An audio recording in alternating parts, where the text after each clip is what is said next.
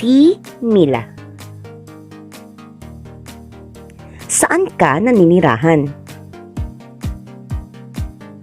May masasabi ka bang kakaiba sa iyong tinitirhan? Ipaliwanag mo nga ito. Si Mila. Si Mila ay nakatira sa bukid. Maraming hayop sa bukid. Marami ring halaman sa bukid.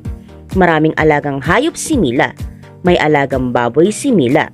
May alagan din siyang baka at kambing. Sa mga hayop niya, ang manok niya ang kanyang paborito. Tiko ang pangalan ng manok niya. Si Tiko ay kulay pula at puti. Siya ang gumigising kay Mila tuwing umaga.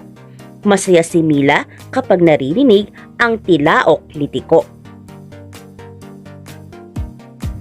Halika, sagutan na natin ang mga katanungan para sa ating binasa sa araw na ito. Unang bilang, sino ang may alaga? A. Si Mila, B. Si Ola, C. Si Tiko. Sino ang may alaga? A. Si Mila, B. Si Ola, C. Si Tiko. Ikalawang bilang, saan nakatira si Mila? A. Sa zoo, B. Sa Maynila, C. Sa bukid. Saan nakatira si Mila? A. Sa zoo, B. Sa Maynila, C. Sa bukid. Ikatlong bilang, ano ang alaga ni Mila? A. Isda, B. Buwaya, C. Manok. Ano ang alaga ni Mila? A. Isda, B. Buwaya, C. Manok.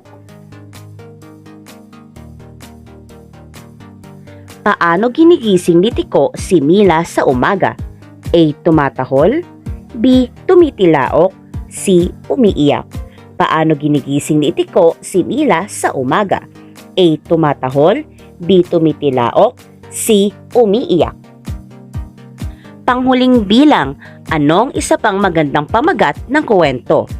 A. Ang tandang ni Mila, B. Ang kambing ni Mila, C.